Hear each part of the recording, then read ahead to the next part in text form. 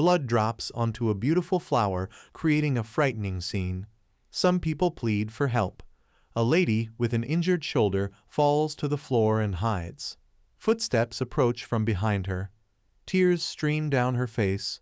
A man with a half-monster head featuring sharp teeth comes into view. The lady puts her hand over her mouth to stifle her sobs. The man, searching for people to eat, suddenly notices a lady with another man. The man warns the lady to run as a zombie approaches. Out of nowhere, another zombie, a man with a big hand, punches the approaching zombie. The man behind the second zombie looks scared and sweaty as yet another zombie arrives and attacks him. The entire zombie horde is feasting on their victims, while a lady in a red shirt, visibly pregnant, struggles to run. Her shoulder, bitten by a zombie, causes her intense pain. The impending birth of her baby intensifies her agony, and she realizes she can no longer postpone the inevitable. She tears a piece of cloth from her injured shoulder, biting down hard to stifle her screams of pain. Clenching the fabric tightly, she prays fervently for the safety of her unborn baby.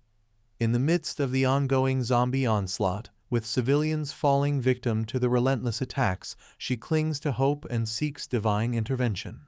Due to the zombie bite, the lady undergoes a transformation. Her hands and nails contort, changing shape as the zombification process takes hold.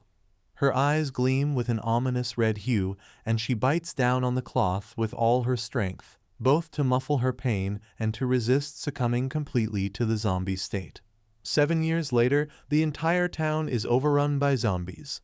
In a house, a young girl cowers behind a cupboard, trembling in fear. She hears a noise, indicating someone or something is approaching. A mysterious figure with sharp teeth emerges, and the girl, sweating profusely, covers her mouth to stifle any sound. The zombie lady locates her, giving the child a terrifying gaze. The child runs as fast as she can, but the zombie catches her. The zombie lady opens her mouth, and the child trembles in fear, pleading with the zombie to stop. Surprisingly, the zombie lady is the child's actual mother. The child tells her mother to stop and let her go. It turns out they are playing hide and seek, and this is the same lady who was bitten by a zombie and gave birth. The child tells her mother that it's her turn to hide. The daughter's name is Chukbok. Chukbok pleads with her mother to let her go, saying she can't breathe. However, her mother refuses, emphasizing how precious her daughter is to her and expressing the sentiment of being a mother. But to be honest with you guys, this manhwa is going to be too emotional, so stick with us. Chukbok tells her mom that she wants to go with her, but her mother keeps refusing. She screams, grabs her clothes, and insists on accompanying her mother. Tears start rolling down her cheeks. However, her mother explains that there are too many monsters outside and she cannot let Chukbok go. Despite the initial resistance, Chukbok eventually calms down, understanding the gravity of the situation from the stern look her mother gives her. She apologized to her daughter, but assured her that she would bring back Gomdal. Chukbok asked her mom if she could return quickly, and her mom smiled. Outside the house, zombies crowded the area, and a long-necked creature emerged, attempting to attack Chukbok's mom. However, she skillfully dodged the creature and swiftly threw her needle into its back, rendering it paralyzed. She managed to eat the monsters, noting that the taste was weird, but at least she felt full. The lady observed 2 people shouting at the zombies, instructing them to stop. A young girl and a boy were seen. The young girl informed the boy that the zombies couldn't move if they pointed the light at them, so they shouldn't waste bullets.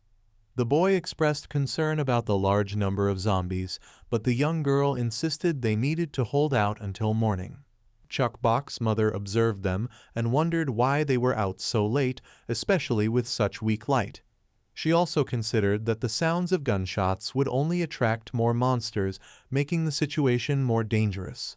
She thought it was time to intervene. Lady Monster charged at them, and when the 2 people saw the monster approaching, fear gripped them. The boy instructed the girl to use the flashlight. Despite the girl turning on the flashlight, the lady monster couldn't be stopped. She kicked the boy and focused on the young girl. The girl bravely pointed her gun at the lady monster. telling her to go away.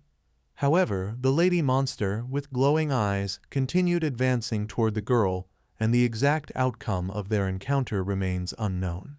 Some time passes, and we see a guy who is worried about not having any supplies. Realizing he's in a tight spot, he clutches a stone in his hand, understanding that it won't be enough to survive. His best option is to find a place to hide. But before he could hide, the lady monster finds him and points her stinger at him. The man is terrified as the stinger is very close to his neck. They both stare at each other, and the lady monster moves forward to attack him. However, to their surprise, she hugs him and says, "Thank goodness it's you, honey." She mentions that she has found Gomdal. Gomdal tells his wife that he found his backpack and reassures her that it wasn't stolen. He asks her not to cry, and the wife suggests they go home. The scene shifts to the street where the same young girl is screaming at zombies to leave her alone. The zombies are approaching her, and she pleads that she doesn't want to die and begs them not to kill her. However, one zombie tells her to turn on the flashlight. The lady is sweating profusely, shouting at the zombies to go away. Suddenly, the movement of the zombies stops. The girl wonders why they all stopped. Did they understand her words, or does she have some kind of power? However, when the girl looks behind her, she sees a monstrous figure, and the monster proceeds to eat her. The scene shifts to another area where Gomdal is searching for useful items. Everything seems useless, but to his surprise, he finds a torch. He feels fortunate to have found the flashlight and wonders if he should go back. Going any deeper might lead him to encounter monsters. Contemplating whether to go deeper or not, he takes a look inside and laughs, realizing he didn't find anything. Despite that, he decides to go in, challenging his luck. Venturing deeper into the darkness with a torch in hand and a gun at the ready, he reminds himself to be cautious. He carefully searches for anything useful in the surroundings. As he ventures even deeper, he hears a sound, and upon investigation, he discovers a monster's body, visibly wounded and lying on the floor. Realizing that there might be another monster in the vicinity, he contemplates the dangers and decides it's best to retreat and head back. Undeterred by the darkness, he carefully explores the room where the wounded monster lies. The dim light from his torch reveals eerie surroundings, and he wonders what might be hidden in the shadows. The realization hits him like a thunderbolt. The monster in front of him is none other than his own wife, Chuckbok's mother. She is nurturing their child amidst the darkness, and Gomdal is both shocked and relieved to discover the truth. The room, once shrouded in fear, now holds a bittersweet revelation about the lengths a mother will go to protect and care for her offspring in this post-apocalyptic world. And they both defeat the monster and runs away, and now the lady is the beautiful wife of the man. The couple, now reunited, manages to defeat the monster and escape. The man suggests finding a hiding spot, and they run together. As they navigate through the desolate streets, the man uses a flashlight to divert the attention of zombies, allowing them to slip away. However, the growing number of zombies poses a threat, and their flashlight begins to flicker, leaving them vulnerable in the darkness. The man unholsters his gun and asks his wife if she can handle the situation. However, his wife expresses doubts, acknowledging that it won't be an easy task. The man tells his wife that they can't defeat all the zombies, but if they get rid of a few, they can escape. He starts shooting at the zombies, but suddenly a long tongue grabs his legs and pulls him away. His wife tries to catch his hand, and he holds onto her hand. With her other hand, she grabs a rod, attempting to pull her husband back. However, the man informs his wife that his legs are about to be ripped off. The man screams, questioning the origin of these tentacles, realizing they are in a dire situation. They both notice a zombie, a monstrous figure with tentacle-like appendages for hands, approaching them. We see Chuckbok drawing, expressing her desire to see Gomdal, her father, and play with him. Meanwhile, we shift to Gomdal being pulled by the monster, while his wife holds onto the rod tightly. The monster is eagerly waiting to consume them, and the lady is concerned about the overwhelming number of monsters. She wonders what they can do in this dire situation. As they struggle to hold on, unable to endure any longer, they decide to face their fate together. Tightening their grip on each other's hands, they prepare for the inevitable. The lady, unable to hold on to the rod any longer, lets it go, and they are both pulled closer to the monster. In a courageous move, the lady uses her stinger to attack a nearby bear zombie. She pulls it off and throws it into the monster's mouth. With quick thinking, she targets the monster's tongue with her stinger, forcing it to release the man's leg from its grasp. The lady realizes that their best chance is to get to the ground where they can have better control. As they fall, she manages to grapple her husband, but the relentless monster is still attempting to reach them. Swiftly dodging its attacks, they land on the ground together. The husband, carrying his wife, starts running, determined to escape the relentless pursuit of the monsters. The monster, frustrated and hungry, lets out a deafening scream as the couple escapes its clutches. The husband, understanding the gravity of the situation, accepts his wife's strength and determination. They continue running together, fueled by the shared goal of reaching safety for the sake of their daughter. The husband reassures his wife, telling her that he, Gamdal, is strong and capable of handling difficult situations. He encourages her not to worry, emphasizing their shared strength as a couple. Her wife curing at her, thinking, "I am the reason my husband gets injured," but suddenly the lady got stabbed by the monster. Her husband screamed in horror, realizing that the monster who had stabbed his wife was none other than the creature that sought to devour them. Gamdal, filled with concern, asked his wife if she was okay. With a reassuring smile, she replied that it was just a little scratch. Feeling the pain intensify, the wife informed her husband that it was starting to get on her nerves. Her husband urged her to hold on, assuring her that he had something that could help. He yelled, "Give me a little time." Meanwhile, the monster continued to chase his wife, but she swiftly dispatched them all. Meanwhile, her husband rummaged through her bag until he found it. He threw the grenade towards the zombies, and a huge blast ensued, killing all the zombies.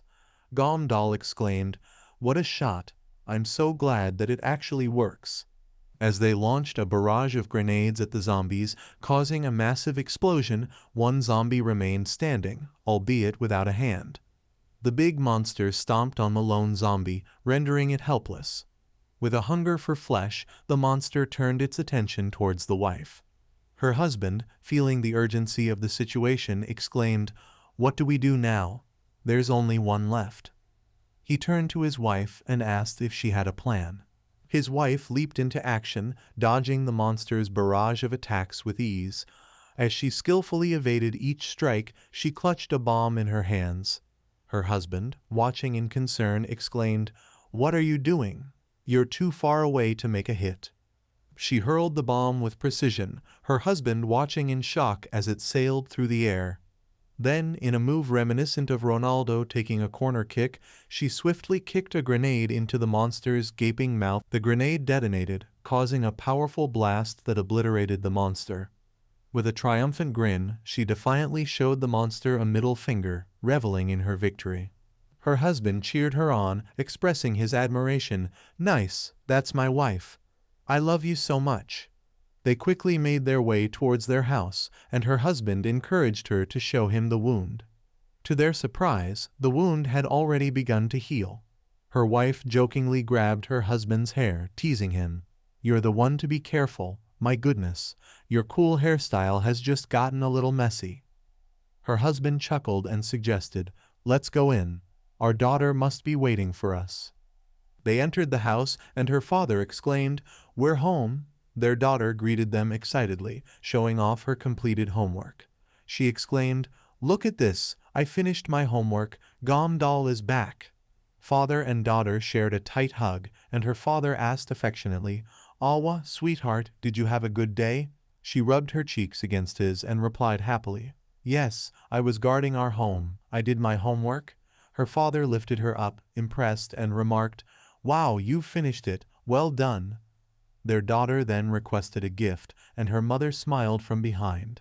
Her father rummaged through his bag and pulled out a chocolate, delighting their daughter. They shared a warm hug, and the father teased, "You only call me daddy when I have something for you, don't you?" The daughter affectionately replied that he was the best daddy in the whole world. Her mother watched with a smile and remarked, I like Gom doll better. All right, do whatever you want, little rascal. No matter how difficult. I feel energized whenever I see that smile. Whatever happens, I will protect my dear family forever. She hugged her husband from behind, beaming with happiness.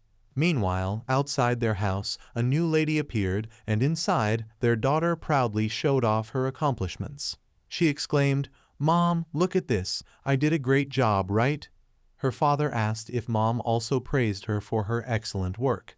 Then, feeling hungry, they all decided to eat something together, while the suspicious lady watched from outside. Chuck Bak was happily enjoying her meal, while her parents watched her with smiles. Her dad asked, Do you like the food? Chuck Bak nodded and replied, Yes, prompting her dad to ask, Really? Should I bring you another one next time? She affirmed eagerly. Then Chuck Bak took a spoonful of food and offered it to her father, saying, Have a bite, Gom doll. This is really good. Her dad chuckled and responded, Oh, are you giving your daddy a bite? He took the bite and expressed his enjoyment, saying, It tastes much better coming from you. Chuck Bak then offered a spoonful of food to her mom, who seemed hesitant to accept it, perhaps due to being a zombie. But Chuck Bak insisted, saying, I'll give you a bite, Mommy. Taste it. Her father chimed in, mentioning that Mommy had said she's full now. However, Chuck Bak insisted that her mom hadn't eaten anything, to which her dad replied that he had seen her eating something. With a cute look, Chuck Bak gazed at her mother and asked, But how do you eat food, Mommy? I've never seen Mommy eating food. Her mom smiled warmly, took her daughter's hand, and assured her, I'm full, sweetheart, so no need to worry. Then she encouraged Chuck Bak to enjoy her meal. Chuck Bak, curious about what her mom eats, finds a cookie and excitedly calls out, Mommy, this is a really delicious cookie. I brought my favorite snack for you. She approaches her mother, offering her the cookie and urging her to have a bite, insisting it's really yummy. However, her mom responds with an awkward smile, thanking her but reminding her gently, Thank you, but I told you Mommy can't eat those things. I'll accept your kind thoughts. Her daughter, with a cute smile on her face, leans in close to her mom, who is now emotional. Her mom, touched by her daughter's expression, mentions softly, I can't say no to that face. Ah well, I'll just take a bite. She tries to take the cookie, but her daughter quickly pulls it away, looking at the cookie angrily before breaking off a small piece and relaxing. She then gives her mom a piece of the cookie, urging her to enjoy it. Her mom smiles softly, but her daughter insists, forcing her to eat the cookie. Her mom gently refuses, saying, I'm okay. You can have it all. Her daughter, not wanting to disappoint her, happily takes 2 pieces. Chuck Bak is confused as she realizes something's wrong. No, this is not what I wanted. I wanted Mommy to eat it. Her dad comes and asks her daughter to give him a bite, but Chuck Bak is lost in her thoughts and eats the whole cookie, mentioning, Then I should try again with another one, which makes her dad nervous. She continues to try to feed her mom one by one with different products, but her mom can't control her anger anymore. She rages at her daughter, Stop bothering me, can't you? See, I'm cleaning the house. I told you I don't want to eat it, but why do you keep doing this? To me? Cut it out. Or are you enjoying bothering me? Chuck Bak, now scared and crying, mentions, I was worried about you. I have. Never seen you eating food, so I thought you must be hungry. So, I tried to share some food with you. Her mom grabs her hand and touches her finger, thinking while crying, I made her worry because I didn't tell her the truth, that she eats the monster, not the human food. She touches her daughter's finger again and mentions that truth is. Suddenly, her mom's eyes and face turn red as if she's observing something, and we see a nosebleed coming from Chuck Bak's nose. Chuck Bak asks her mother, What's wrong, mother? Her mom suddenly transforms into a monster, her teeth resembling those of a shark. However, her husband comes to the door of the room, having heard a noise. He mentions, I just heard the door slam. and opens the door. He asks his daughter where her mother is, to which she replies that her mom went out. Her father then asks about her nosebleed, which even her daughter doesn't know about. We shift to a street where a lady in a green suit is standing, and she turns around to reveal a monster fixed to her chest with sharp teeth. Suddenly, Chuckbox's mom appears out of nowhere and punches the monster in the chest, causing it to cough up blood. She delivers another powerful punch and declares, "I'm her mother. I have to protect my daughter. Wake up. I don't eat my family." Despite being a zombie herself, Chuckbox's mom struggles with conflicting thoughts. She admits, "It's so hard to resist that sweet smell. I love the smell of fresh and young meat. I want to eat her." However, she manages to stop herself from succumbing to these thoughts and falls to her knees, letting out a gut-wrenching scream. As time passes, the entire family is sleeping soundly in bed. Chuckbox's mom reflects on her recent struggle, realizing, "I never realized how sweet a child's blood could be. It was close. Let's always be aware. I should be extra careful in front of monsters." She then whispers a tender goodnight to Chuckbox, promising, "I'll protect you forever." Chuckbox, with one eye open, overhears her mom's words and decides she'll give something to her mommy tomorrow. The next day arrives, and Gomdal prepares to leave, assuring everyone he'll be back soon. He reminds his daughter not to wake mommy up during the day because she needs her sleep. Chuckbox agrees and bids her father goodbye, requesting a chocolate bar. With a smile, she sees him off and then smirks, thinking, "Good, I can go outside while mommy's sleeping." Dressed as a construction worker and armed with tools, Chuckbox ventures outside. She encounters a zombie statue, which she breaks and investigates. Suddenly, a masked man and a woman with long hair emerge, prompting Chuckbox to hide. After they pass, she continues her search, spraying something on the wall before moving on. As she scavenges, she comes across various items like a book, a bone, and a broken object, none of which she needs. However, her luck changes when she discovers 3 candies, exclaiming, "Chuckbox can also bring the bacon home.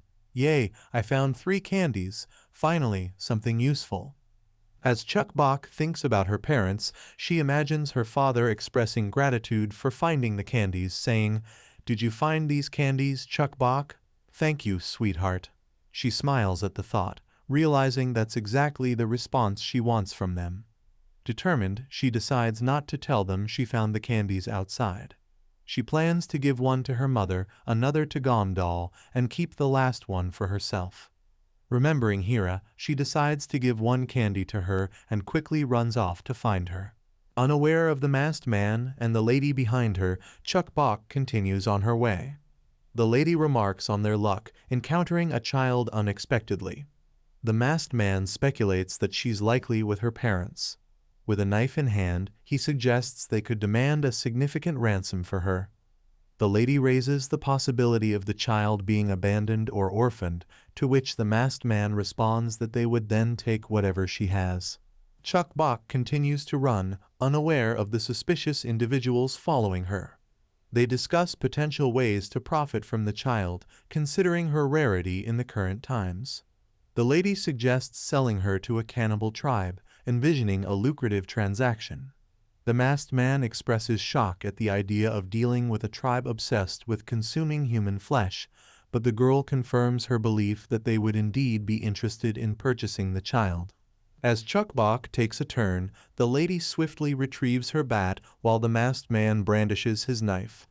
Determined to capture Chuckbox before anyone else does, the lady takes the lead. The man warns her about the risk of being caught, but she dismisses his concerns, confident in her abilities.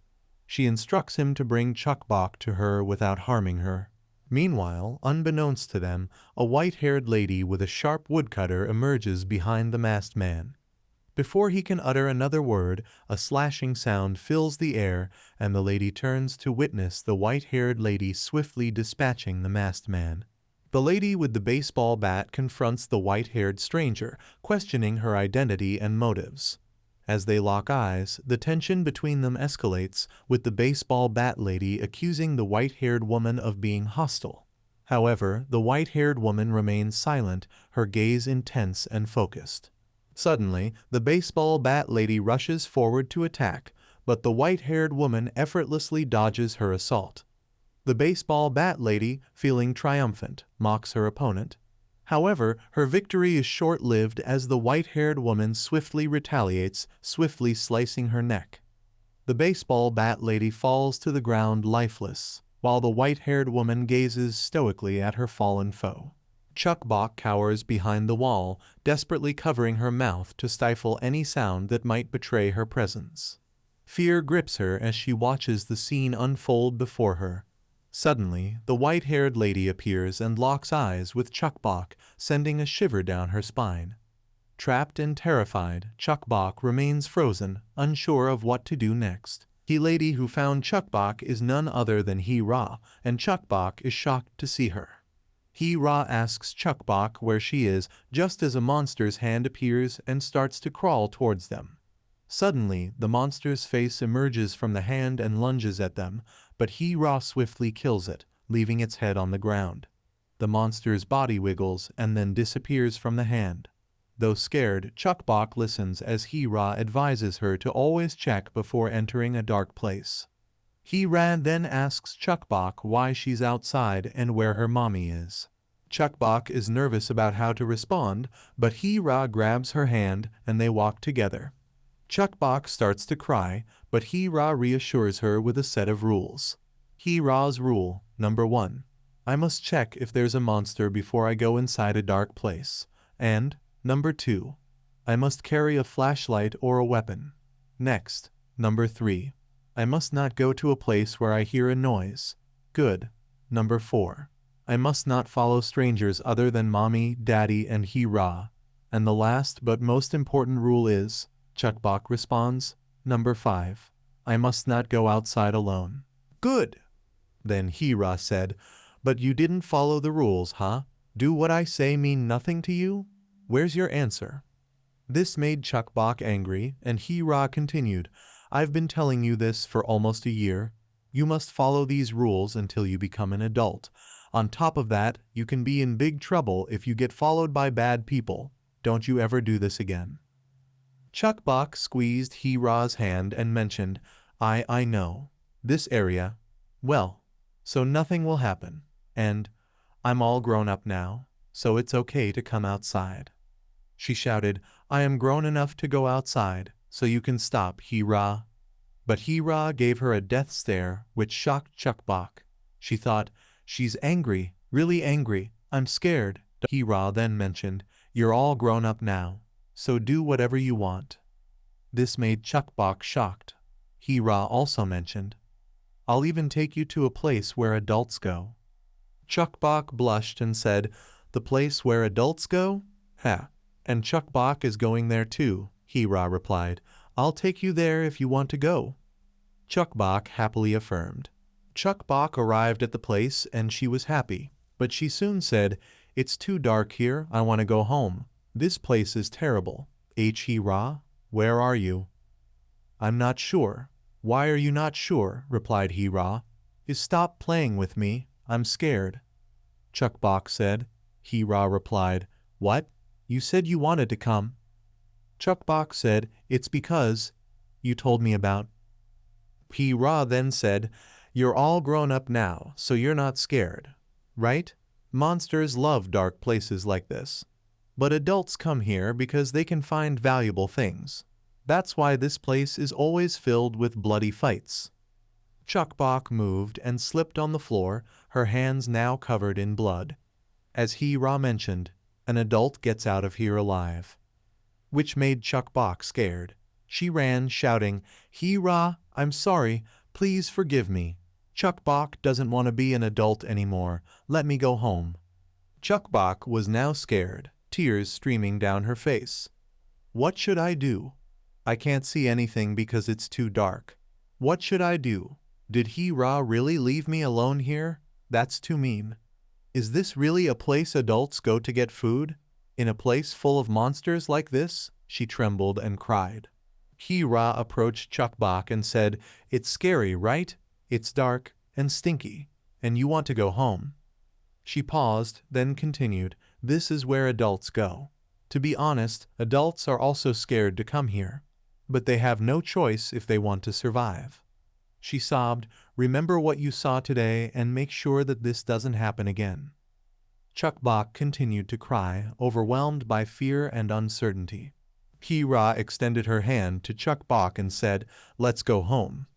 Chukbok hesitated and replied, "But, Hira, why?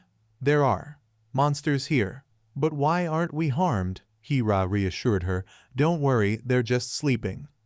As they moved, a group of monsters emerged from the ground while others remained asleep nearby. The next day came, and as they arrived home, Hira reassured Chukbok, "Don't worry, it's just monsters sleeping. I'll see you next time you come outside with your mom and dad." Chukbok thanked Hira, but then asked, "Hira, am I still not allowed to talk about you to my parents?" Hira replied, "I told you, it's a secret between us." Chukbok then invited Hira to sit for a moment, and as she sat down, Chukbok said, "I have something for you." She patted her hair and continued, "This is for making Chukbok cry. Don't do this again." She then gave her a candy, saying, "I found it myself. It's for you." Hira watches Chukbok leave and smiles, reflecting on the candy and the gesture from the child. She muses to herself, "She gave me a smack and a candy? That kid, she's stronger than I thought. She'll grow into a strong woman." Meanwhile, Chukbok tries to open the door to her home, but she notices something alarming. Her finger is turning purple. Shocked and confused, she wonders aloud, "What is this?" As time passes, Gomdal and his wife continue their search, scouring the area for any discoveries. His wife queries, "Did you find something here?" Gomdal shakes his head, replying, "No, there's nothing here." Suddenly, Gomdal spots something among the debris. He picks it up and examines it, realizing it's a red scarf. Turning to his wife, he smiles and drapes it around her shoulders, saying, "Oh, this looks great on you. I just found it, but it fits you perfectly." His wife blushes at the unexpected gesture, and they share a tender moment together amidst their search. Gomdal and his wife exchange puzzled looks as there's no response from Chukbok. Concerned, they start calling out for her, "Chukbok, Chukbok, where are you?" They scan the area, searching for any sign of their daughter, hoping she's nearby. Chukbok, in her yellow jacket, continues to search for useful items, but her efforts prove fruitless. Instead, she comes across Hira lying on the ground.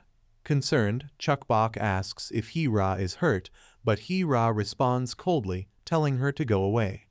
Chukbok is puzzled by Hira's reaction, as Hira seems to have no recollection of who she is. Chukbok, concerned about Hira's appearance, offers her help, suggesting that she looks sick and that Chukbok can assist her. Hira, annoyed by Chukbok's persistence, tells her to go away, calling her a little girl and telling her to get lost.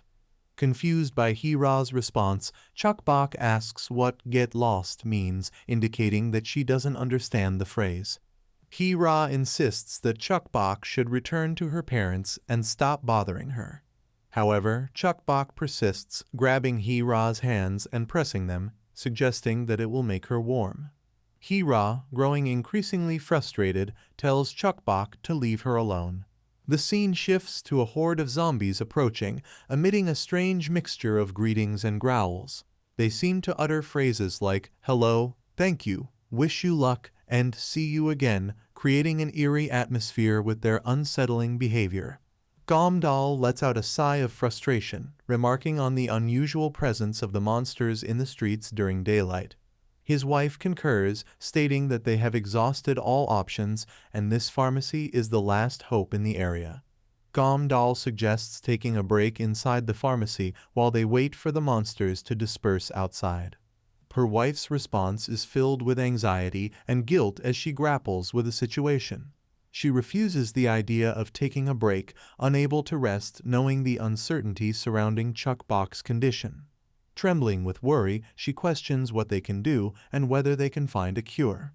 Examining her own finger, she discovers it shares the same purple hue as Chuk-bok's, realizing that she might be responsible for her daughter's condition.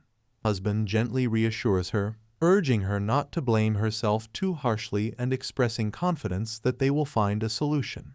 However, her determination to help Chuk-bok quickly resurfaces and she refuses to rest, fearing that any delay will only increase her daughter's suffering. Despite his growing nervousness, her husband suggests putting a halt to their search for now. After taking a deep breath, Gom-dal expresses his frustration, acknowledging the futility of their search for medical supplies in other locations. He suggests going to Hope Village, where there might be a doctor who can help. However, he notes that they'll need to pay an entrance fee to enter the village. His wife, touching her finger and showing concern, asks if there's really a doctor in the village, to which he confirms, emphasizing that it's their last hope. Gom-dal, holding his head due to a headache, expresses his concern about the entrance fee for Hope Village, mentioning that they only accept something useful and worthy. He ponders where they can find such things, indicating the challenge they face in meeting the village's requirements for entry.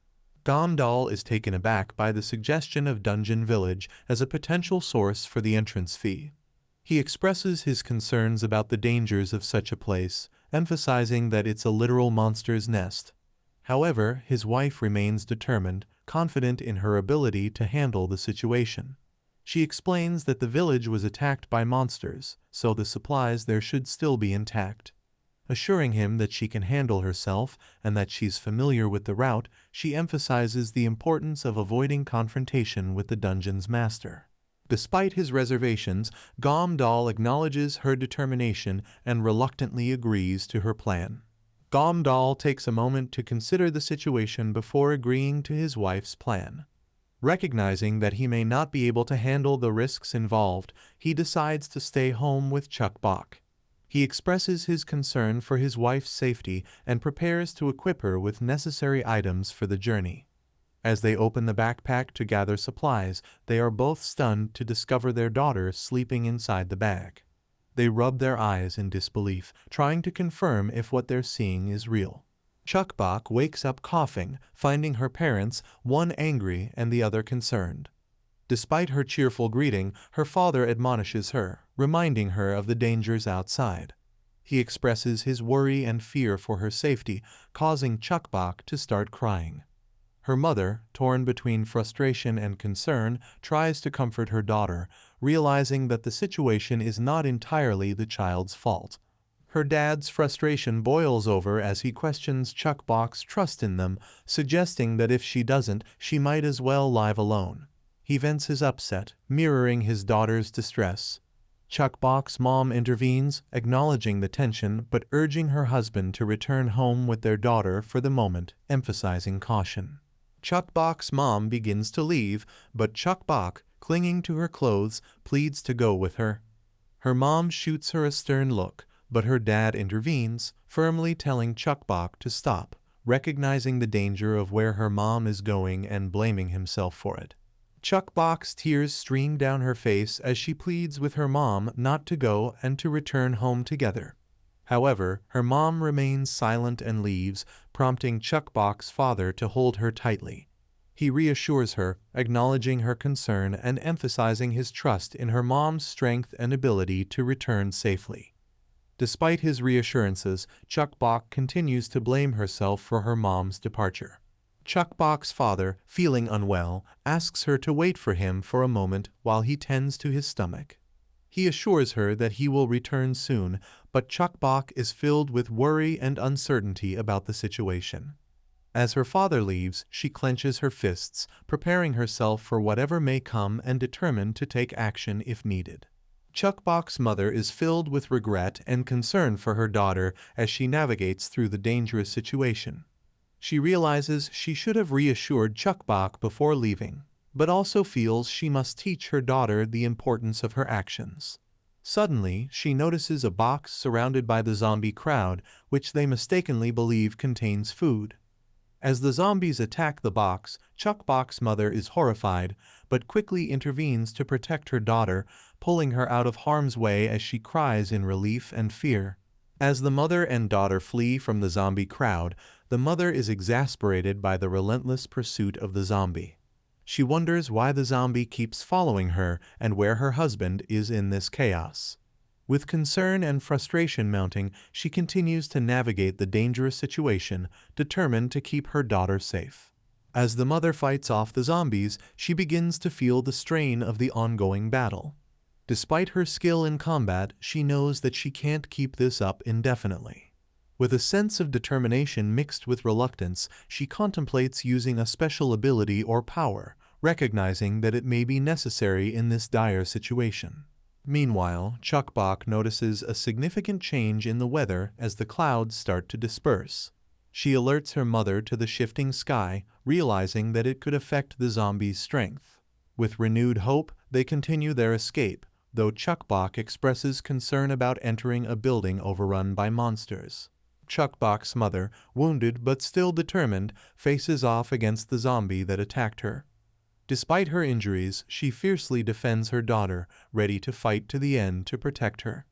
However, just as the situation seems dire, a mysterious figure appears and takes down the zombie with a well-aimed shot from behind. Surprised by the sudden intervention, Chukbok's mother looks around to see where the axe came from. Though puzzled by its appearance, she realizes that it's an opportunity to escape and get to safety. With the zombie crowd still in pursuit, she knows they need to reach the dungeon quickly to avoid further danger. With renewed determination, she leads Chukbok towards their destination, grateful for the unexpected help. Chukbok's father, having arrived just in time to save them, is met with a crowd of zombies. Frustrated with himself for leaving Chukbok alone, he curses his own mistake and the situation it has led to. However, he knows he must focus on the present danger and protect his family. As the man trembles with self-doubt, a hand reaches out to take the axe from him. "Chukbok," he stammered, turning back to see He-Ra behind him. Confusion etched across his face as he asked, "Who are you?" But before he could finish, He-Ra delivered a swift smack. In the next scene, Chukbok's mother held her hand tightly, her eyes filled with a mixture of worry and frustration. "Why did you follow me? When will you learn?" she exclaimed. "I told you it'd be dangerous. I asked you to stay with your daddy. You're not even feeling well. You know how much I worry about you. If you do this again, you'll be in big trouble." Chukbok, touching her mother's hand, spoke softly, "I was scared, and I don't want to see you get hurt. I'm scared." Her mother, taken aback by her daughter's admission, softened her expression, realizing the depth of Chukbok's concern. Chukbok's heartfelt words brought tears to her mother's eyes as she hugged her tightly. "You little fool, what a high-maintenance child you are," she said with a mixture of amusement and affection, stroking Chukbok's hair gently. With Chukbok safely tucked under her shirt, her mother braced herself to face the oncoming horde of zombies. Despite the perilous situation, she was determined to protect her daughter at all costs. "Hang tight, Chukbok," she reassured her as they made their way through the crowd, navigating carefully towards the exit. With caution, she proceeded, keen on avoiding any unwanted encounters with the zombies. Taking another step, she reminded herself to walk as carefully as possible, mindful of her surroundings. Suddenly, a monster with long hair and sharp teeth appeared behind her, sniffing the air. The woman understood that she needed to remain still. "I must not provoke it," she thought. "If I make a move here, Chukbok will be in great danger." The monster's hair covered the woman, but she knew that to survive, she must not react. But after a long check, she couldn't hold on any longer. "All right, it's loosening up. I must get out of here as soon as possible. I can't." Before she could finish, the monster interrupted her with a disdainful remark. Startled, she looked behind to see no one there. Where did it go? And when? What was that? How can it disappear in such a short time? What on earth was it? She was left bewildered by the sudden disappearance of the creature. "No, I should calm down. It's already gone, so I must focus on getting out of here." Suddenly, a big hand emerged from nowhere, shocking the lady. The hand began grabbing every zombie in sight, leaving her wondering, what just happened? That huge arm, It's the master of the dungeon. Damn, it's difficult to move because of these monsters. I must get out of here quickly. The hand of the master began killing every zombie one by one. Despite being caught by zombie hands, Chuck Bach had fallen to the ground crying. Her mother shouted at her to run away, and she instantly started running. The monster squeezed the lady, and despite her attempts to escape, she couldn't break free. Focus. I'll focus all my power.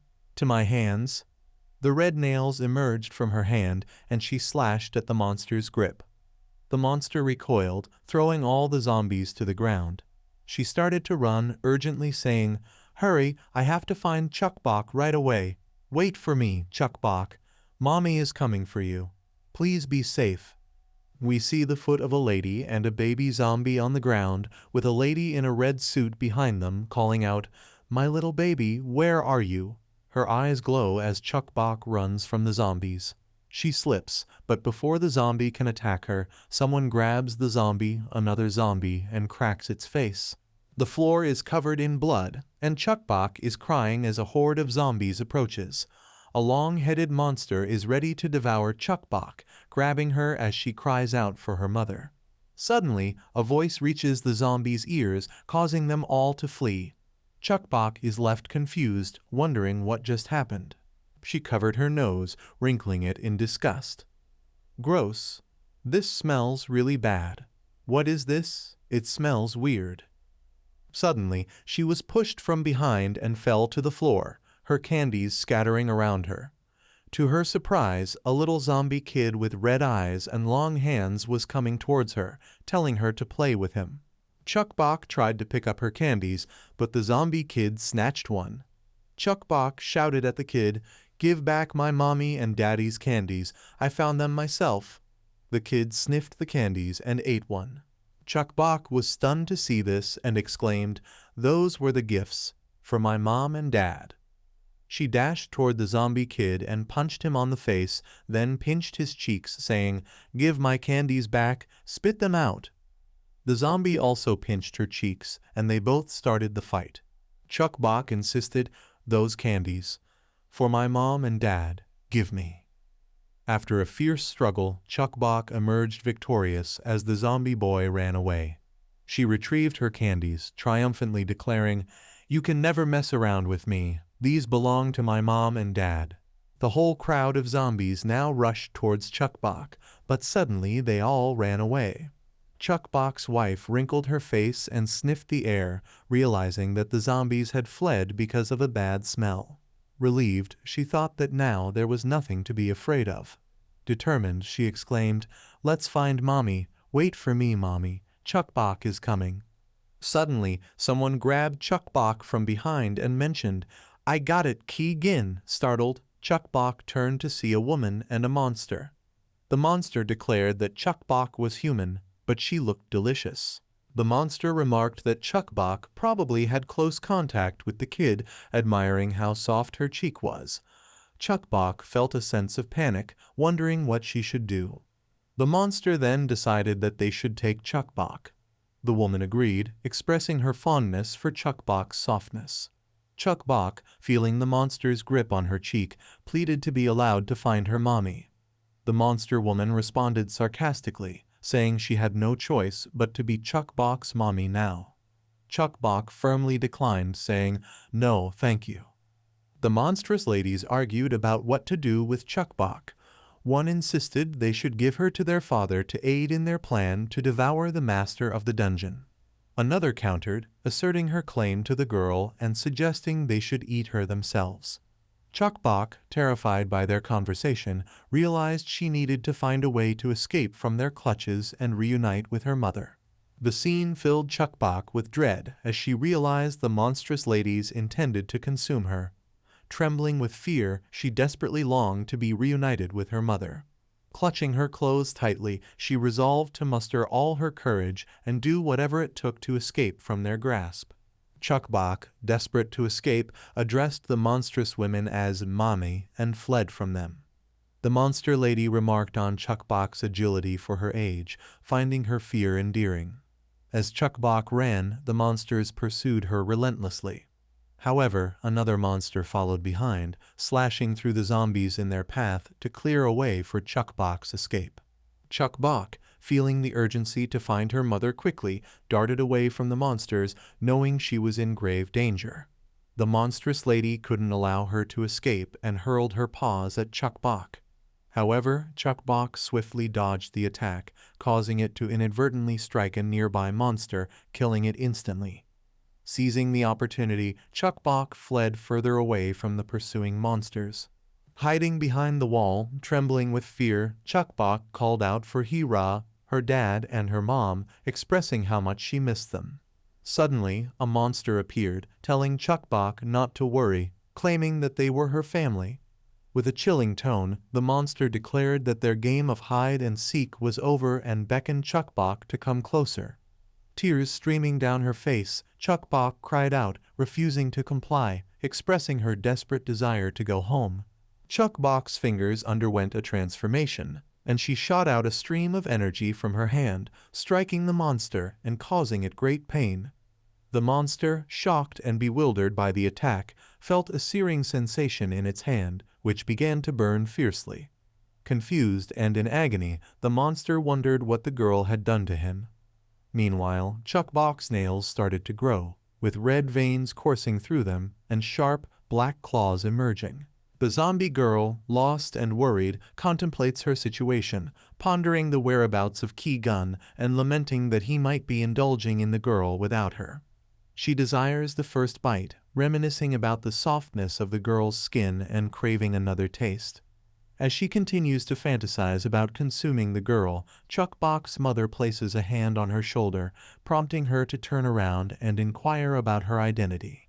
In the scene, the monster man confronts Chuckbok, furious about what she has done. Chuckbok defends herself, explaining that she didn't mean to harm him intentionally. However, before the monster can attack her, his hand is suddenly cut off, causing him intense pain. He curses and threatens Chuckbok, vowing revenge for his injured arm and warning that he'll devour her alive or suffer the consequences of an upset stomach. The monster, filled with rage, threatens Chuckbok, declaring that he will chew her body until no bones are left, sending her into a terrified panic. As the monster attempts to strike Chuckbok again, someone intervenes, hitting the monster and sending him crashing into the wall. Chuckbok is shocked to see her dad's bag and her father approaching with glowing eyes and full of rage. Her dad, filled with anger, holds Chuckbok tightly, asking if she's all right, his voice trembling with concern. Chuckbok, still in tears, embraces her father and sobs, feeling relieved to be in his arms. He apologizes for the ordeal she endured and notices a peculiar smell along with the changes to her finger.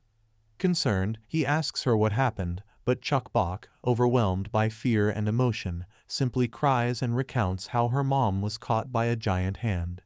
Her dad gently pats her head, reassuring her that it's all right and she doesn't need to explain everything just yet. The monster, enraged and confused, rises to its feet, demanding to know what's happening and who they think they are. Chuckbok's dad instructs her to stand behind him, assuring her they'll find mommy together once things settle down. Chuckbok nods in agreement, her father promising that they'll return home after finding her mom, even suggesting they'll have cookies when they get back. The monster continues to threaten them, asking if they're even listening. The monster, in a fit of rage, is suddenly struck in the face by a brick thrown by Gomdal. Chuckbok and her dad take cover behind her. Her dad then admonishes the monster, telling it to stop swearing in front of his child as it's not suitable for her education. The monster, enraged and determined to attack, pushes towards them, threatening to kill them. Gomdal throws another brick, but the monster swiftly crushes it. To the monster's surprise, a huge number of bricks are then sent towards him, hitting him repeatedly. He wonders where they came from and how someone could send such a large quantity of bricks with one hand. Gomdal grabs more bricks and sends them towards the monster, aiming to hit him with all his strength. He knows he must accurately target the vital points and strike faster and stronger to defeat the monster. However, to his surprise, the monster manages to block all the bricks, leaving him shocked and bewildered. Gomdal sees there are no more bricks left, and the monster grabs him by the neck, holding his daughter trembling in fear. Despite his attempts to escape, the monster's grip tightens. The monster taunts him, mocking the ineffective use of the stones and boasting about his ability to heal. He threatens to savor their bodies when he consumes them. Gomdal resigns himself to his fate, telling the monster to go ahead and kill him. However, suddenly Hira appears, wielding a sharp axe, and cuts off the monster's hand. The monster is shocked and demands to know who she is. Hira, undeterred, warns the monster that he's in trouble and to prepare himself. Hira continues to slash at the monster, each strike inflicting significant damage. Chukbok and her father huddle together, astonished by Hira's prowess. Gomdal marvels at how she's managing to overpower the monster with just an axe.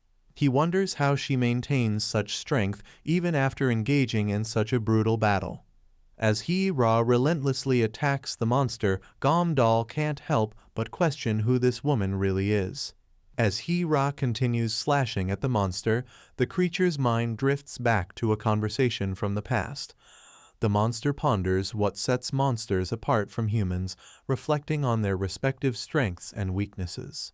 The monster recalls a discussion with another monster, where they debated the differences between humans and monsters. The other monster suggests that humans may be more cunning and adaptable, but ultimately weaker than monsters who rely on brute strength and instinct. The conversation leaves the monster contemplating the unique traits of both humans and monsters, wondering where they fit into this dichotomy. The monster, now in a state of heightened determination, reaffirms their belief in the superiority of their cannibal tribe. They see themselves as a unique blend of human intelligence and monster strength, making them the ideal species for survival in their harsh world. Acknowledging their responsibility as a member of the tribe, the monster instructs their offspring to search for the child while they deal with the dungeon monster. They emphasize the importance of tapping into maternal instinct to locate the child easily, confident in their ability to capture their prey. As the one-eyed monster confronts them, Gomdal warns Hira of the danger lurking behind. Hira, quick on her feet, evades the monster's attack and retaliates with a swift slash.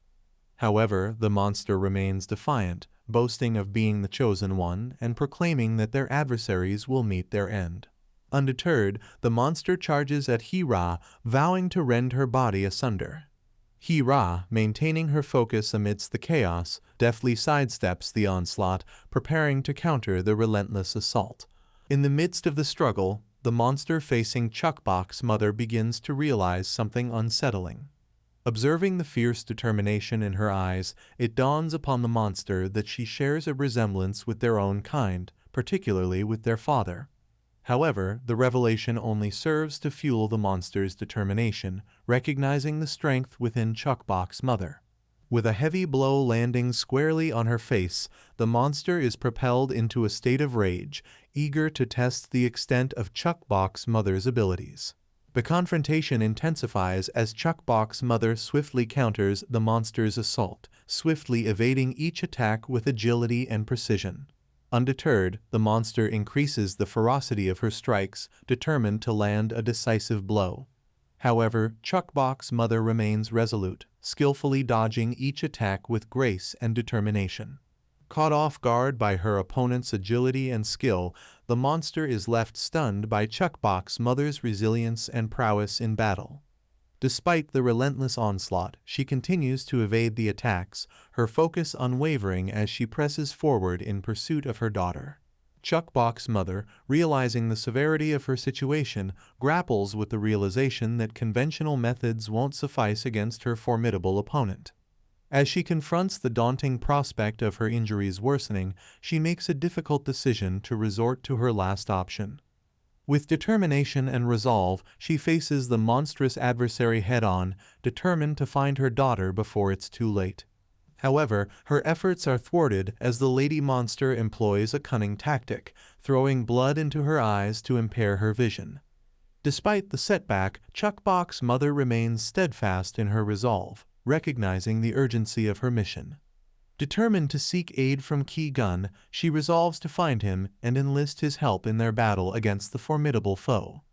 Meanwhile, Ki-gun finds himself in a dire situation, locked in a fierce struggle against Hee-ra.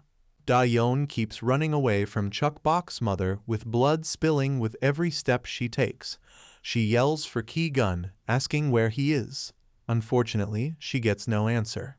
The only thing she hears is a growl behind her, and tears gather in her eyes because of this. A voice from behind asks where she thinks she's going, and it turns out to be Chuk-bok's mother running towards her prey at full speed. Her jaws open as she growls one more time, yelling at her prey to return her daughter. On the other hand, Ki-gun can barely keep up. All his tentacles are now slashed, and he takes heavy breaths as he's bleeding out. He wonders what his opponent is. His eyes tell him that she's just a human, but he's finding it hard to believe. He stares at her axe, which is still dripping with his blood, and then at his pursuer. He still can't believe that he's the one getting beaten up like this. Hee-ra quips that Ki-gun looks confused and is wondering how a human that is far weaker than a monster can be stronger than him. She then urges him not to think too hard about it and admits that the truth is that he's simply weaker than her. She pulls close to an injured Ki-gun and raises her axe only to bring it down on him with full force. It makes a squelching noise that can't help but pull a reaction out of Gomdal. It turns out that the lady missed and the noise had come from Ki-gun stabbing himself with his tentacles. As more blood drips to the ground, he admits that it is much better than being killed by her. He considers this to be a much more honorable death and promises that Hee-ra will regret it. His eyes begin to close, but he keeps talking about how his father will never let her live. A low growl then escapes his lips as Ki-gun kicks the bucket. Standing near his corpse, Gomdal wonders what he meant by father, only for them to see Da-yeon breathing heavily in the distance. She calls for Ki-gun, but he doesn't answer, seeing as he's dead. This makes her angrier, and she calls them bastards as she asks what they've done. She doesn't even get to react before Chuk-bok's mother slashes her in the back, making her scream in pain. The woman declares that she has finally caught Da-yeon and repeats her request for her daughter as she stands over the monster's body. Chuk-bok glances at her from Gomdal's arms and immediately smiles as she sees her mom. Even Gomdal calls her attention. Their smiles turn into questioning looks as the Hee-ra charges towards Chuk-bok's mother. They both yell at her to stop, but she just keeps going. The woman is confused. She wonders who the hunter charging toward her is and whether she's connected to the monster she was chasing. In no time, Hee-ra slashes her axe at Chuk-bok's mother, and in turn, she uses one of her tentacles to defend herself. Gomdal yells at her to stop yet again, and this time he grabs both her hands, telling her not to dream of touching his wife. The hunter keeps stewing, but all Gomdal wants is for her to lure him out. She doesn't give it a rest and continues struggling as she tells him to let go of her. The half-monster just stands by, yelling and asking Gomdal why he would come to such a place knowing how dangerous it is. She also adds the fact that there are countless monsters. He smiles and declares that he must come to save his family whenever they're in danger. Hee-ra refuses to stop struggling, so Gomdal continues yelling at her to relax. She repeats that he should get off her, and Gomdal finally lets her go. The half-monster then asks where Chuk-bok is, calling her her little girl. She's filled with regret for not protecting her and wonders what she will do if something happens to the child. She grabs her head with both hands and begins to panic, only for Gomdal to tell her to calm down. Before he's done talking, Chuk-bok screams for her mommy, bringing a smile to the half-monster's face. The little girl calls out her name one more time and runs towards her mother with arms open. She claims that she did her best to run away from the bad guys and asks if her mother got hurt. The woman gets so emotional that she bursts into tears at the sight of her kid. She gets on her knees and they embrace each other. She holds her daughter like she would break anytime soon and begins to apologize for losing her in the first place. She strokes the little girl's hair as she promises never to lose her again. She then commends her for hiding. As they share their hug, Gam-dal gets emotional, but not Hee-ra, the hunter lady. Chuk-bok thanks her for helping her family, but all the hunter notices is the little girl's finger mutating into that of a monster. She frowns deeply, gritting her teeth in an attempt to bite back her words. It doesn't work, so Hee-ra yells that everything is ridiculous. Gam-dal asks what is, and the half-monster turns to give the hunter a questioning look. Hee-ra then lashes out at them for bringing their daughter to such a dangerous place. She claims that it's their duty to keep her safe as her parents, but they put her in harm's way instead. Hee-ra then references the events of that evening and blames it on their careless behavior. Apparently, they didn't notice the change in Chuk-bok's finger, and she asks what kind of mother would do that. The veins on her head spread till they get beneath her eyes, and her anger increases alongside this. To round up, she calls Chuk-bok's mother a monster and concludes that she can't know about such things because of what she is. Chuk-bok tries to call out the hunter's name, but her father takes the wheel. He starts by appreciating Hee-ra for her help and then tells her that she's taking things too far. He yells that everything was his fault to begin with and asks why she is taking it out on his wife. Said wife interrupts him, signaling with her hand for him to stop. He asks her why, but the half-monster stays quiet and stares down at her daughter.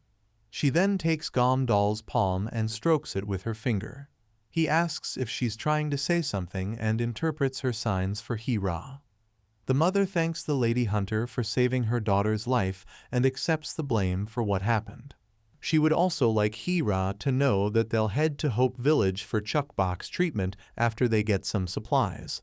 She admits that she has nothing to give the hunter at the moment and promises to repay the kindness in future. She rounds up by asking for the hunter's name, and she admits that her name is Hee-ra Lee and that she's a friend of Chuk-bok. Both parents are surprised to hear that she's Chuk-bok's friend, seeing as Hee-ra looks too old for that. Gam-dal gives her a suspicious look before asking Chuk-bok if it's true. The little girl immediately confirms it and goes to hug Hee-ra's leg. Gam-dal then calls her a little troublemaker and scolds her for keeping it a secret from them. Their daughter apologizes and blames Hee-ra for instructing her not to let her parents know about their friendship. She then defends the hunter, letting her parents know that she is not a bad person and smiles as she admits that Hee-ra is actually nice to her. Gam-dal scolds her again, asking how she could say such a thing. The little girl is confused as he asks if her walking alone isn't enough already.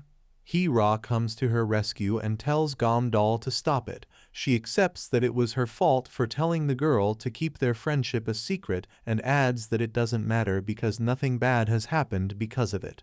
She overhears some growls in the distance and announces that there are fewer monsters in the dungeon only because it's farther from the center. The bottom line remains that it still isn't safe enough for a child. Hee-ra then tells them to find some supplies if they have time to chit-chat and begins to walk away. Little Chuk-bok runs after her, yelling that the hunter should wait for her. Her mother stews quietly as she notices the axe in the hunter's hand.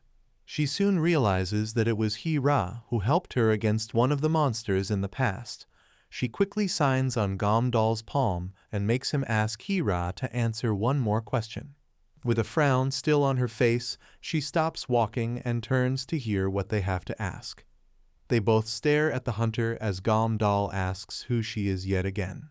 Hee-ra just repeats that she's Chuk-bok's friend, and the little girl happily hugs her. She then asks the couple to stop wasting time and show her the way out. Gam-dal gives it a rest for the meantime and gets his wife to agree too. They begin to walk, but they don't notice the throbbing hand of a monster in the distance. They go deeper into the dungeon where they find boxes of supplies heaped up. Unfortunately, a monster holding a bottle tries to charge towards them. Things end swiftly for it as Chuk-bok's mother cuts its head into two. They pass by multiple monster corpses as Hee-ra confirms if they're in the place with the supplies. Gam-dal, on the other hand, is busy searching through some boxes with Chuk-bok's help. He yelps in surprise as he and his daughter are marveled by the quality of food that they find. Their mouths begin to water and they can't help but announce it. Tears of joy stain Gomdal's eyes as he packs the supplies into his backpack. He admits that they can now pay for Chuckbok's treatment and that all they have to do is go to the village. Chuckbok is particularly pumped because she sees so many chocolate bars and her dad tells her to take as many as she wants. The little girl celebrates as she shoots him a smile with incomplete teeth. Meanwhile, her mother and Hee-ra glare at each other from the sides of their eyes. Her mom is suspicious. She doesn't think Hee-ra is sticking around just because she's Chuckbok's friend. She concludes that she's not ordinary either, judging by the way she handles monsters. Chuckbok brings the hunter a chocolate bar and she kneels to collect it. Her mother is now sure of one thing, and that is the fact that Chuckbok is alive because of Hee-ra. This doesn't get rid of the uneasy feeling she has towards her though. She's unable to shake off her suspicion and so continues to glare at the hunter as she plays with her daughter. The monsters around the warehouse mindlessly walk away and Chuckbok's mother peeks to confirm that they're all gone before signaling the others. All four of them walk in a straight file and Gomdal tells his daughter that she must be quiet. From underneath his sweater, she says okay and grabs him tighter. The half-monster gets a strange feeling and her eyes scan the area for danger. She suddenly comes to a halt, making Gomdal ask what the problem is. She frowns as she hears a whirring sound. The sound seems to draw closer to them until mighty hands accompany it. She quickly pushes Gomdal, trying to instill a sense of urgency in the man, but it's too late. They begin to run, but the hands are now too close to them. Gomdal yells that the monster is coming in too fast and Chuckbok screams for her life.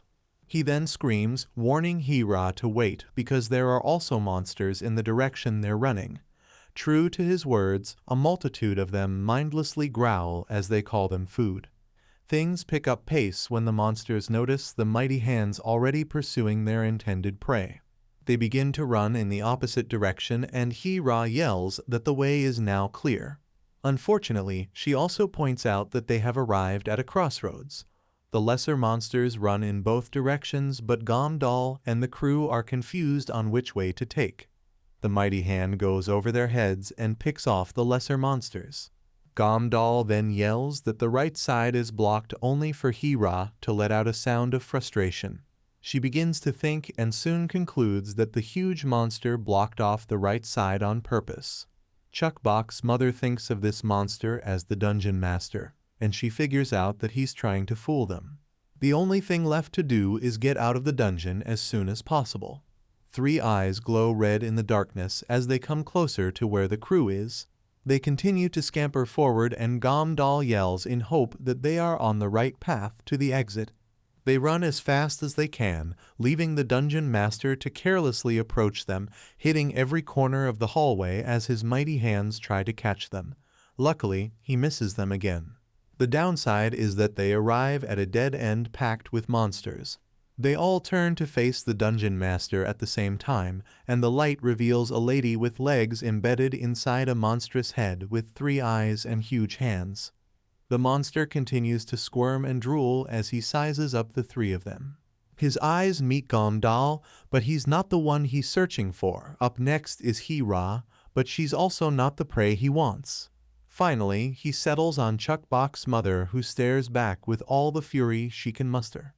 Her yellow eyes stand out to the dungeon master, and he grins as he declares that he has found his prey. Ki-gun's father had been incapacitated until he found a suitable body to serve as his host. He let out a small scream as he adjusted to his new body and confessed that it's better than he thought. He cracked all the bones in it into place as he savored all the nutrients. He then admitted that he won't be needing another body for a while. After that, he began his search for his children and took step after step until he stumbled upon Da-yeon's tentacle. He wondered what they were trying to do and followed the trail of blood till he revealed Ki-gun's corpse. He then cursed under his breath and promised to kill everyone who was involved. Da-yeon shook with the little life she had left in her, and her father stood over her body as he asked who was responsible. Da-yeon was nothing if not surprised and tried to see who was talking through the side of her eye. Her father made it easy and grabbed her by the face as the words Dungeon Master barely made it out of her mouth. He admitted to knowing she was surprised, but he didn't care about that. All he wanted was answers, so he proceeded to ask Daeyeon the name of the one who left her in such a critical condition. With drool dripping from her mouth, she stuttered that it was a monster who had the same eyes as her father. Back to the present, and the Dungeon Master expresses his satisfaction for finally finding the monster with yellow eyes. As she stares back, Gomdal asks if she knows the monster, and Chukbok's mother says she doesn't. She begins to recall the last time she had seen the monster and remembers that it couldn't speak back then. The only thing that had changed was the lump on its chest, so she blames it for all the changes the monster underwent. Somehow it seemed familiar to this woman, and she wonders if it's because they share the same eye color. Either way, she has no idea who it is. The Dungeon Master hits the ground with his leg, asking if Chukbok's mom knows what he had to go through to find her. He never expected her to be that close though, and declares that it's about time she returned the body she stole from him. A nervous Gomdal interrupts to ask her how she managed to steal something from the Dungeon Master, and she growls at him, meaning she has no idea what the monster is talking about. He asks if she doesn't recognize him and later admits that it would be difficult to recognize him because of how he now looks. The Dungeon Master quips that it doesn't matter if she remembers or not, seeing as he will kill her and take his body back. Ra clenches her axe in preparation and tells Gomdal to focus on keeping Chukbok safe. He asks if she's going up against the Dungeon Master, but she tells him to stop disturbing her and just stand behind. Ra claims that she'll handle the situation no matter what, but Chukbok's mom blocks her path. She and Gomdal then ask what she thinks she's doing, but she keeps them quiet.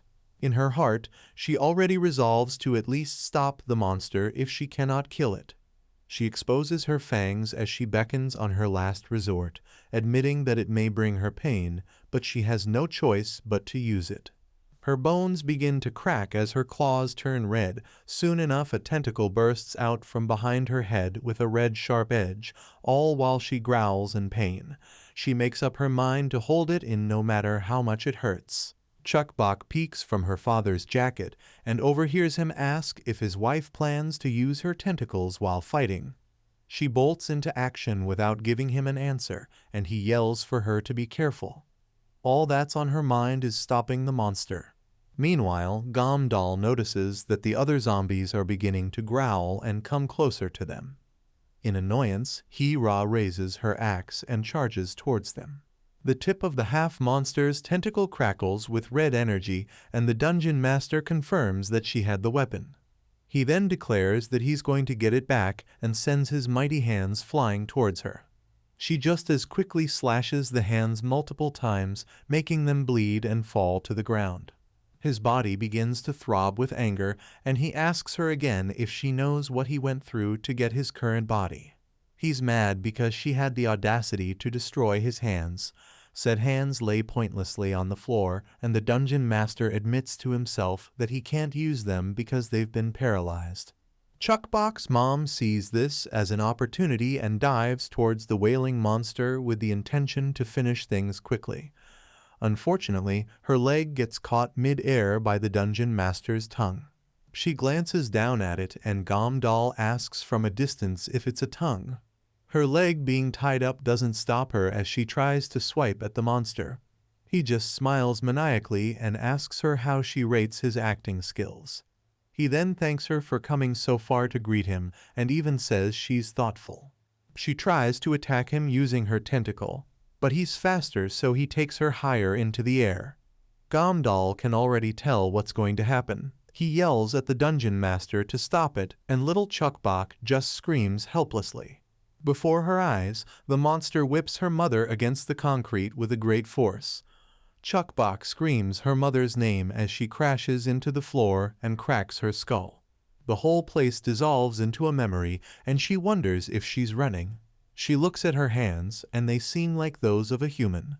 She continues running, breathing heavily as she wonders where she's going. All of a sudden, she hears a splat and concludes that something had happened. She finds herself in tears and back to how she was when Chukbok was still in her stomach. The only difference is that this time, multiple tentacles came out the back of her head. This confuses her all the more, and she asks what is happening. The point of view changes, and we see what happens on the outside after the dungeon master slams the woman against the concrete. She coughs up an unhealthy amount of blood and her skull cracks. As Chukbok calls for her mother, the monster mocks the woman, asking if that's all she got using his power. He wriggles his huge arms back to health and announces his disappointment. He then asks if she thought a filthy little creature like herself could fight against him. Weakened, the woman growls on the floor, and the dungeon master tells her to blame herself for getting carried away by her power. Chukbok can't take it anymore. She frowns with conviction and unzips her father's sweater. She then jumps out and runs towards the monster, yelling for it to stop hurting her mother. Gamdal tries to call her name and Hira is annoyed that he's not doing enough. She yells at him to get the little girl while she's busy hacking off zombie heads.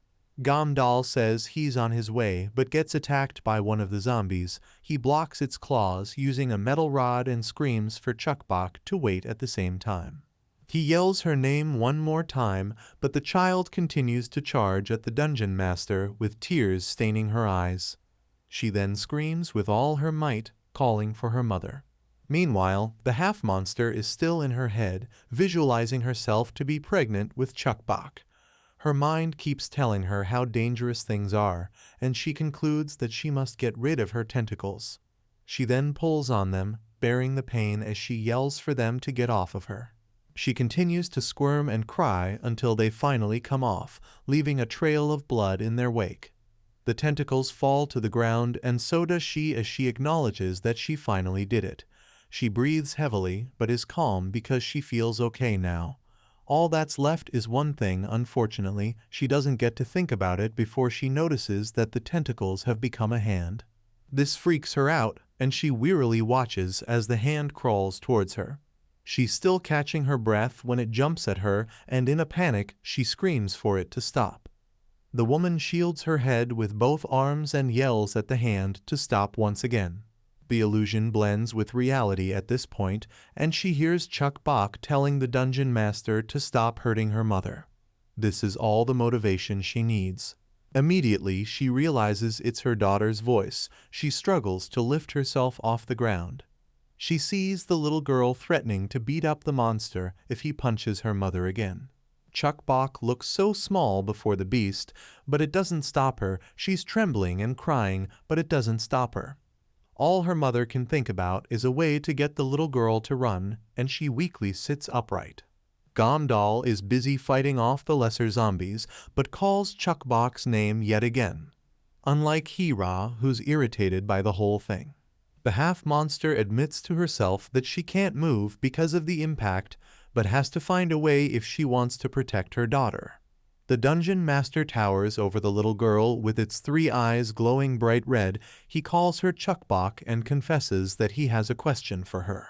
He asks the girl what she is, wanting to know if she is a monster or a human.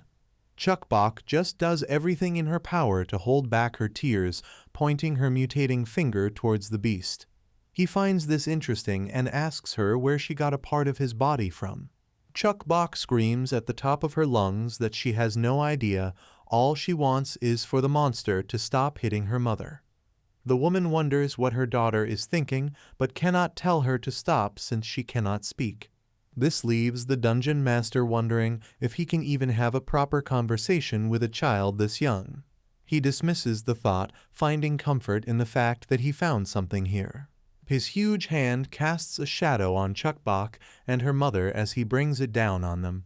He simply plans to know more by opening up both of them. Gamdal screams, and so does Hira, who abandons the zombies she's up against and runs towards the little girl.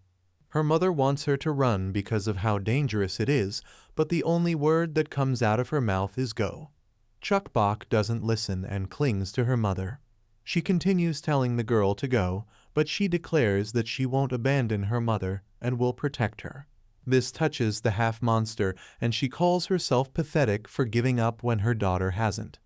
She then clenches her fist, pumping up herself as she admits that Chukbok is stronger than her. Her bones crack with each move she makes, but she doesn't stop because she needs to protect her family. She manages to hug Chukbok before the hand comes down, thus shielding her from a direct blow. The hand crushes them, and all Gamdal and Hira can do is gasp in shock. The dungeon master lets an evil smile fly as he declares that he has gotten his payback. His smile ceases when he hears a sizzling sound, and upon closer observation, he notices that a part of his hand had disintegrated. Before he can process what's happening, he feels a slash on his back, followed by multiple attacks everywhere on his body. They move so fast that he can barely block any of them. He just stands there taking them all and asking himself if she awakened in such a dire situation. The half-monster slides out of range as the dungeon master sizzles and droops from all her poisonous attacks. Gamdal stands in awe of how she got the monster's flesh to melt and asks what on earth could be happening. Chukbok is all smiles now, hiding safely behind her mother and happily yelling that she got one more whip. True to the girl's words, the half-monster now has 2 sizzling tentacles coming out the back of her head. The monster, in its weak state, still finds this woman interesting, so much so that he tells her to give it her best. In other news, the zombies that had run from the dungeon master scream and screech that they want to get out. All this time, a little zombie boy with such weird hands keeps crying for someone to play with him. Back to the dungeon master. He's pissed off that the half-monster dared to ruin his precious new body and admits that he underestimated her. She remains unfazed, and he confesses that he tried to be merciful but has changed his mind because she crossed the line. His body begins to slowly regenerate, and he stretches out his huge hands towards their direction.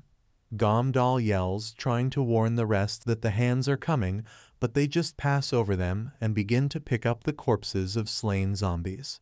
Gamdal then asks why it's doing that, and the monster opens its mouth. It begins to chew up the corpses and weird out Chukbok and the others in the process. As usual, Gamdal is the only one who voices his concern about what is happening. They watch as the dungeon master increases in size and continues to do so until a whole other giant creature forms beneath him. Its legs has hands, and its eyes glow crimson. Chukbok is pushed to confess how humongous this beast is. Gamdal claims that they're doomed and drops his weapons to the ground. He begins to wonder how they can fight against it, seeing as it looks impossible to kill or even run from. He continues to think about what they can do and stares at the ground hopelessly. The woman hands Chukbok to him, but he just asks what the little girl wants. She clings to Gamdal while her mother growls. He interprets it as her wanting to fight against the beast, so he discourages her from doing it. She seems to have made up her mind, so Gamdal continues to discourage her, claiming that there must be a way for all of them to escape together. He begins to tremble and begs her not to go because she might not make it back alive. She clasps her hands against his cheeks and does her best to speak as she tells him to trust her. She tells him to wait for her and promises to be back soon. Gamdal clenches his fist and breaks into an apology for being a weak husband. In turn, he promises to protect Chukbok with his life and tells her not to worry because she's a great mother. He then forces a smile and tells her to go kick the monsters, but Chukbok also encourages her mother to go get the beast. The half-monster bares all her teeth in a smile and heads towards a beast 10 times her size. She barely has time to gather her bearings when the beast strikes her. This causes Hira and Gamdal to wear surprising looks as the force from the monster's punch is enough to send them flying too. Gamdal shields his daughter just as promised, but the monster bellows that he doesn't understand why anyone would risk their lives to protect their family. He announces that he also has a family, but finds Chukbok's mom to be making an odd sacrifice. In his eyes, he's the parent, so his children should obey him to repay his kindness he showed by raising them. He then smiles and declares that that's the definition of a real family. Apparently, the half-monster disagrees with him. She had been fast enough to dodge the punch and is now infuriated because the dungeon master treated his kids like they were slaves. She thinks he doesn't deserve to be called a parent, so she sends her sizzling tentacles to attack him. He easily manipulates a part of his body to block the attack, and as it droops, he declares how annoying he finds this woman. He then slams her with his fist, but instead of flying off, she digs her poisonous claws into his flesh. She also uses her tentacles for backup and launches multiple attacks on the dungeon master, yelling at him to die. Unfortunately, he traps her leg by manipulating a part of his skin and then grabs her with his good arm. If you like this video, please subscribe, leave a like and comment.